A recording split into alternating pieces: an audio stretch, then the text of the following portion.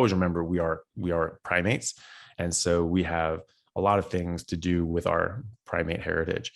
And so we're not going to have four stomachs like a cow, and we're not going to have big teeth like a feline.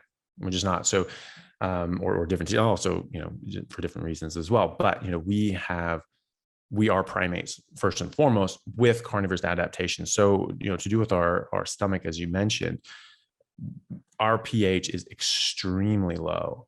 It's one of the lowest in nature. So it's like 1.5, 1.8 pH, which is extremely acidic. Okay. 7 is about neutral, right? And then like 14 is super basic. And then, 0 is, as absolute acidic as you can get, which you can't get really. And so we're at 1.5, 1.8. And that's sort of the pH that you would see in like vultures and other carrion animals. They're eating diseased, toxic, broken down meat that's rotting. And so they need to be able to kill off this horrible bacteria in their stomach acid. So we actually have that. And we can, and this is actually why, people like Dr. J. Salisbury would say you shouldn't drink water for 2 hours before or 2 hours after you eat a meal, because you're going to water down your stomach acid, and it's going to make it less, the pH go up, which means you're not going to be able to break down your food as readily, and you won't get as much out of it. Have you tried that? Say that again. Have you tried that? I've never been as strict as that. Yeah. And, but I'm so used to, when we grow up, like that's when we drink a lot of water, is when we at the dinner table, my parents would always say, okay, drink enough water. Does everyone want water? Do you want more water? And we're just drinking water all the time. Never really thought about it. So when I start eating, I naturally want water, but I try to limit it. And I do try to eat water at other times, but I end up drinking water around that time. But I have noticed a difference when, the more I do that, I tend to excrete less waste, meaning that I'm breaking down things better, I'm absorbing things better. And I haven't really thought about it enough to see how it made me feel in general. I think I'm still feeling pretty good, but you're likely to be able to break these things down better and absorb them better if you do that. And that's certainly what Salisbury pointed out. And it would make sense as well, given the fact that, we're going to be raising our pH if we drink a bunch of water. And it's something I want to try, actually. Yeah, I want to try that for a few weeks and just see how I go. Yeah, I'm curious to experiment with that. Now that you mentioned that, I've never heard this before. Now that you mentioned that, I'm sort of thinking of being in a restaurant, and often in a restaurant, your water glass is constantly being filled up. And then when you eat, you kind of are eating, and you can tell there's a lot of water and liquid in your gut. So I'm going to give that a go. Yeah. It's worth trying out. And Salisbury also says, well, you should be drinking like either warm water or at least room temperature water as well, and that can help also. But either way, I think that the timing of it, I think, would make a big difference just because of the pH.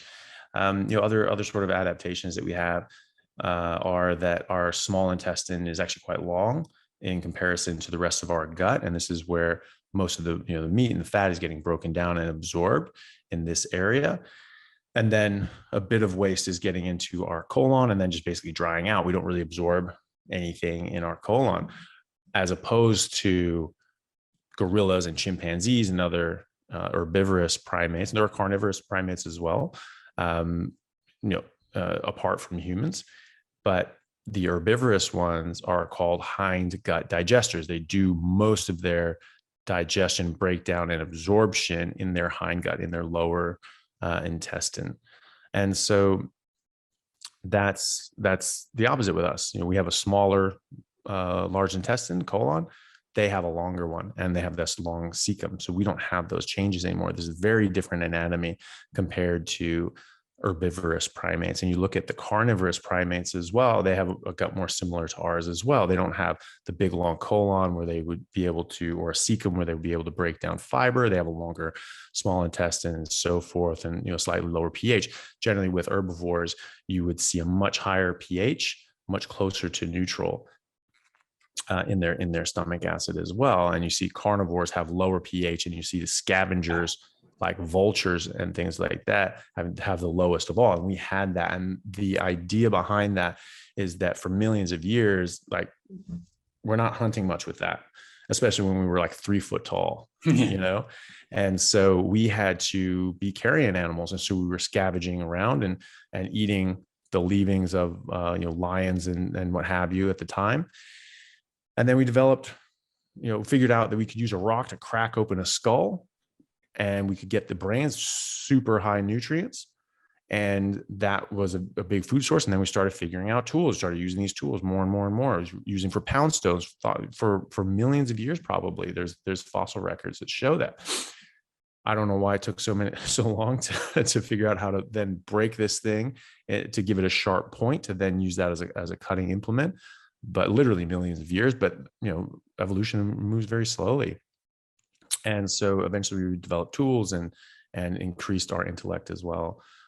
Subsequently, but we started out as scavengers, and we started out having to eat the sometimes rotten leavings of other more adapted predators that could just take down large animals fairly easily, which we really couldn't. I think that still happens today. I saw a video on YouTube where it was like a lion had made a kill, and then a group of Maasai tribesmen turned up with their spears, and they just shooed the lion away. And then I think it was a zebra, and then the zebra's theirs. Yeah, I saw that with cheetahs as well. Same idea. Yeah. And these guys, they were fearless. And they just had this stick, and they just start smacking this cheetah in the face. And they're like, oh, well, one guy's dragging it away, and the cheetahs are freaking out. One guy's just smacking it in the face with this switch. And it's just like, it's getting back, and it's getting really aggressive, and it's like trying to fight for its food, but it gets smacked in the face and doesn't know what's happening. they just walk off with this little antelope. Yeah, we'll take that. Yeah, exactly. So yeah, that absolutely still happens. But I think for a while there, before we figured out tools and so forth, we weren't pulling too much away from a lion. Yeah. And but yeah, we get the leavings. But yeah, you're right, that is something that you see. And yeah, they use other more capable predators, for sure, to take down an animal, and then they just poach it away. Yeah. Actually, another thing that I saw today was it was talking about these Viking explorers in like the year 1200, and they'd gone from Greenland and then sailed across to North America. I'm not 100% sure on that, but I think so. And they set up this camp, and it was right next to a rotting whale carcass. And basically they survived through the entire winter because there was a whole whale's body right there on the beach. So I know that doesn't sound very appealing, but this is kind of in line with what you're saying about the low pH, high acidic stomach, where, we can handle these sorts of eating meat and fat that might be kind of close to rotting, and then we can be opportunistic feeders. Yeah. And think about how many cultures have a version of rotten ass meat. Norwegians have rotfisk, I think it just means rotten fish. Really? And yeah, they do. And they would pack these in big barrels, and and put salt and things like that, big layer of meat, salt, stuff like that, or do that with beef as well. And this would preserve it. This is what they'd use in their long voyages. They just ate meat. They did not get scurvy, and that's why they didn't get scurvy, because they weren't eating a bunch of carbs and grains and porridge and so forth. They were eating meat, and so that's why they didn't have to worry about that. Hey everyone, really happy to announce a new sponsor for the show and for everybody down in Australia, Stockman Steaks, who are delivering high quality grass-fed and finished pasture-raised beef and other meats, flash frozen and vacuum sealed to your door, something that I've been enjoying a lot of myself recently as well. They also have a great range of specialty items such as high-fat keto mince and carnivore beef and organs mince with liver, kidneys, and beef heart as well. So use code Chaffee today for a free order of beef mince or another specialty gift along with your order at stockmansteaks.com.au, and I'll see you over there. Thanks, guys. But yeah, you're right. No, I think it was Leif Erikson made it to North America. Yeah, mate, your history knowledge is pretty sharp. Yes, that was the name, Erikson, that was in the video. Yeah. And that was like 1100 and something. I don't know. 60 something. But yeah, it was right around that time. I hadn't heard the whale story though. Yeah. That's interesting. Yeah. And, obviously I'm sure they'd be adapted at, hunting and fishing and so forth as well. But like, if you're just eating a whale, just keep eating that thing. And it's right there. It's easy. Yeah, exactly. And it's probably freezing cold. So it's probably not really spoiling that fast. And, that's another like, example of this I didn't even think about. The movie Alive, it was based on the book about a team of rugby players from South America who crashed in, the Andes. And they survived for like 9 months, close to a year, by eating the bodies of the people that died in the crash. Very harrowing story, very, very, confronting, insane sort of circumstance you'd have to be in and have to turn to cannibalism and so forth. But they lived for 9 months. Yeah, that's just true. Eating, they were just eating meat, human meat. Yeah, and so you talk about like, no, you'd get scurvy. Would you? They didn't. They were up in the mountains in the snow, and they did just fine. So, and for 9 months, I think it was 9 months. So, that's another sort of example. And also because it was in the snow and these people just packed in there, they never went bad because it was their own ice chest. So that probably was what happened with that whale as well. But yeah, you're right, and that's a good example of that even if this thing is slightly rotten and so forth, and they do have rotten fish. The Inuits and so forth, they take fish heads and they sort of pack them in a jar and just bury them under the house, and they rot, and they take them out 6 months later. And apparently they just smell horrendous. And you either really love them or you really, really, really hate them. I was watching a show on this, and they were mentioning this. And it was a husband and wife, and they were both of Native Alaskan descent. And the wife loved these things, just loved them. And so she would always have like a jar going. And then when the husband would find it, he would just break it and throw it away and not get rid of it because it was so disgusting. But she would always have these things stashed, and every now and then they'd be ready to go. And she would just have them, and he like wouldn't let her in the house for like several days, like after she'd eat them, because she just reeked of this rotting meat. And that's something we do. That's why we have spices as well. That's why the spice trade was such a huge industry for so long. That was to preserve and cover the taste of rotting meat, because you had to eat meat. Meat was very important.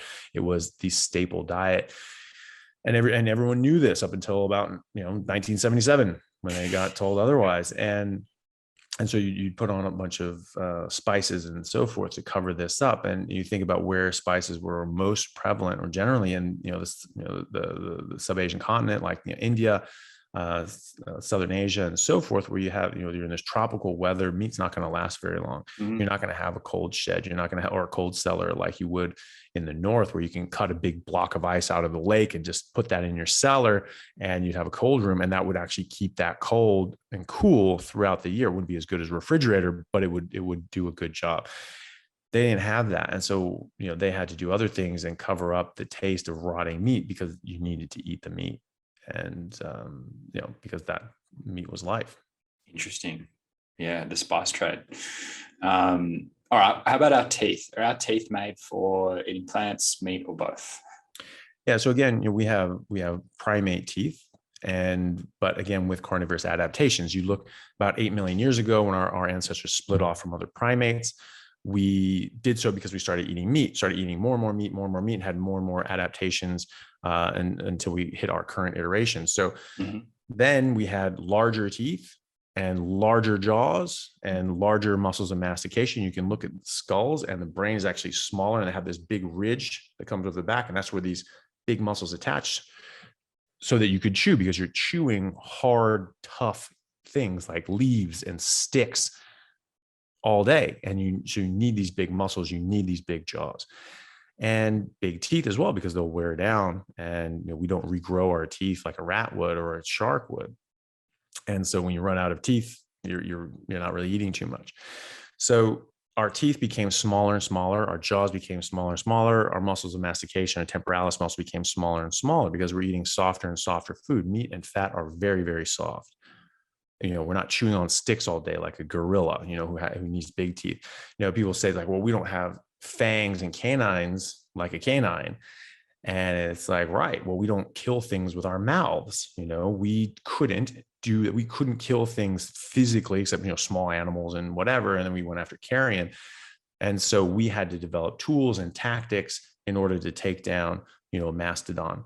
And so we developed our brains, our intellect came to bear, and we developed tools and tactics. And that's why we live in houses, and lions and gorillas don't, because they have the physical attributes to allow them to get their preferred and optimal diet. People say like, well, we don't have claws that are designed to kill an antelope, but we have a hand that could just pick fruit easily. Right. And so since it's easy, you don't really need much brain power to do it. And so we wouldn't have developed a big, powerful brain just for picking fruit that any idiot can do. So that's not going to be an evolutionary driver to grow a big brain, which takes a lot of energy, takes a lot of time. And so evolution isn't going to waste its time developing a brain for nothing. We don't develop traits and we don't lose traits unless there is a survival advantage to it. And, it doesn't take much brain power to hunt a lettuce, but you do need a lot of brain power to figure out how to take down a woolly mammoth when this is what you're working with, teeth again. So teeth, we don't have big fangs and so forth because that's not what we use them for. It's not our weapon.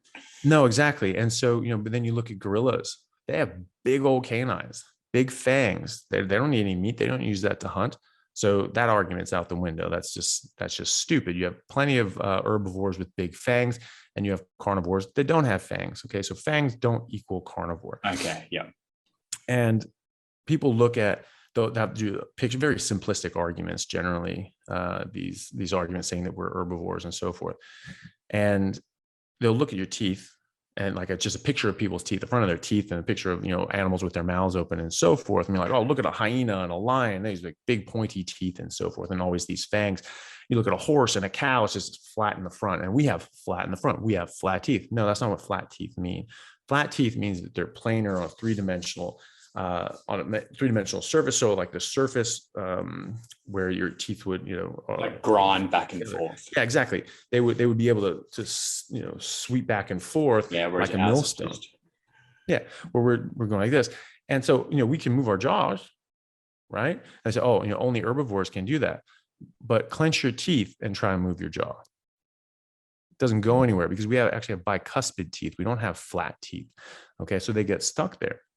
So we're not able to mill down grain and grasses and so forth like other animals would. We still have that adaptation because we used to be herbivores. We used to do that. We used to need to do that. But again, evolution isn't going to develop a trait or lose a trait unless there's an evolutionary advantage to it. So there obviously just wasn't any advantage to losing the ability to move our jaw side to side. Okay. I wouldn't think that there would be, but we know that there really wasn't one because it didn't happen. We can still move our jaws. And that was just an ability that we already had, and it didn't benefit us to lose it. And so we didn't lose it, but our teeth are very different. They aren't flat, and they can't process and mill fiber like a cow's teeth can or a horse's teeth. So they have flat teeth. We don't have flat teeth. And so there's a number of different things you could look at to know that our teeth are adapted for a carnivorous diet, and certainly not for an herbivorous high fiber diet. We've lost that ability. We had it millions of years ago, as can be seen by the fact that we have an appendix, a little tiny guy, that is a vestigial organ. People grow up learning about this as kids. I certainly did. That an appendix is a vestigial organ, meaning that millions of years ago it did something, but we stopped using it, and so that ability has gone away, and it's just sort of shriveled down. Well, what it used to be is a 4-foot long cecum, and that's where fiber would pack into and break down into short-chain fatty acids through the specific bacteria that would be cultured there. And that's what happens in chimpanzees and gorillas and other hindgut digesters.